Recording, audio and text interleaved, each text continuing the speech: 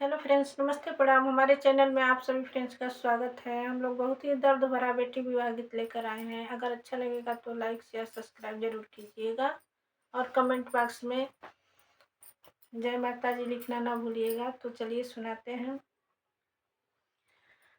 अरे मावा महुआ साना पापा पोसले हो जिरवा, ऐसन ते आगी दियले हो जिरवा, ऐसन ते आगी दियले हो।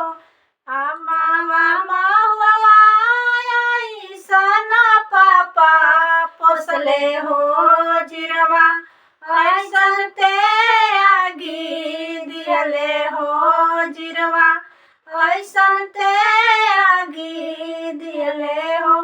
कोठावा ऊपर मोरवा बैठल बाड़े हो मोरवा, बोलिया सोहावन लागे हो मोरवा, बोलिया सोहावन लागे हो।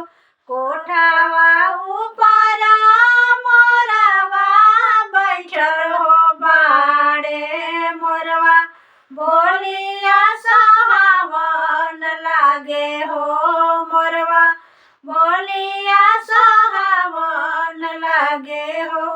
आजू के रतिया पापा जागल रहिया हो, आजू रतिया चरवाई है हो, आजू रतिया चरवाई है हो।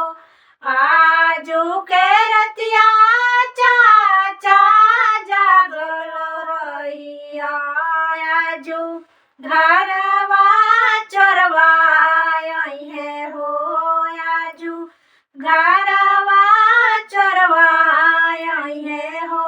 आजू के रतिया भैया जागल रहिया हो, आजू घरवा चरवाई है हो, आजू घरवा चरवाई है हो।